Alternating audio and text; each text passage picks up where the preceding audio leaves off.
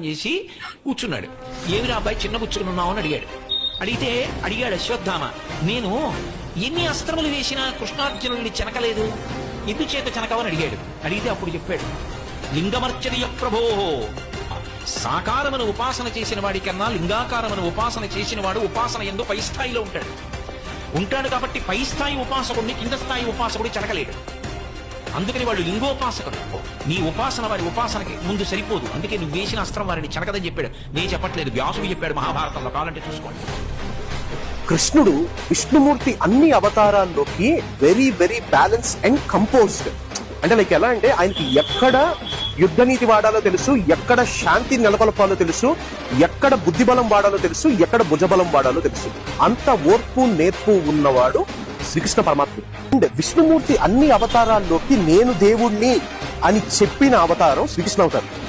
ఇంకెక్కడా మాట్లాడలేదు నేను దేవుణ్ణి అని. విష్ణుమూర్తి అవతారాలన్నీ నాకు కృష్ణుడు అంటే విపరీతమైన ఇష్టం.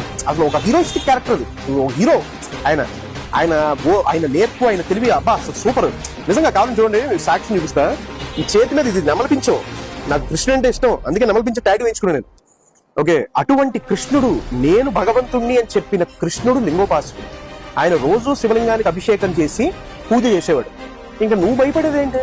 శివలింగానికి అభిషేకం చేయడానికి భయపడటం ఏంటి? ఇంకా సాక్షాత్తు విష్ణుమూర్తి చేస్తుంటే నీకేంటయా బాధ? ఇంట్లో శివలింగం ఉండకూడదని చెప్పి ఎవడో పుట్టించిన పుకారణంతో. ఎవరైతే పటాలు పెట్టి పూజ చేస్తారో, దేవుడు పటాలు ఫోటోలు పెట్టి పూజ చేస్తారో వాళ్ళందరూ ఒక స్థాయి ఉపాసకులు.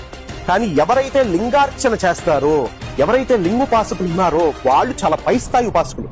అంటే శివలింగానికి రెగ్యులర్ గా అభిషేకం చేసేవాళ్ళు ఎవరైతే ఉన్నారో, లింగోపాసన చేసేవాళ్ళు ఎవరైతే ఉన్నారో వాళ్ళు చాలా పై స్థాయి ఉపాసకులు. వాళ్ళని కింద స్థాయి ఉపాసకులు నాట్ ఈవెన్ దరిదాపుల్లో కూడా వాళ్ళు టచ్ చేయలేదు. అర్థమైందా మీకు? ఎందుకంటే శివలింగోపాసన చాలా పై స్థాయి ఉపాసన. అందుకే కదా కృష్ణుడు అర్జునుడి చేయి పట్టుకొని మరి అభిషేకం చేయించేవాడు. ఆయనతో అందరు దేవుళ్ళని పూజించాలి, అందరు దేవుళ్ళని, మన హిందువులం కాబట్టి అందరు దేవుళ్ళని పూజించాలి. కానీ నీకు ఏ దేవుడు ఇష్టదైవం అయినా సరే తప్పకుండా నువ్వు ఇంట్లో లింగార్చన చేయాలి. లింగోపాసన అన్నిటికన్నా పై స్థాయి ఉపాసన.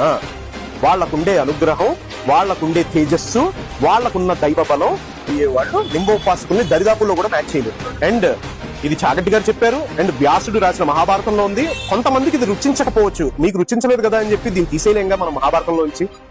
అండ్ ఇంకోటి ఏంటంటే ఈ లింగోపాసన మీదే కొట్టారు బ్రిటిష్ వాళ్ళు, లేకపోతే మొఘల్స్.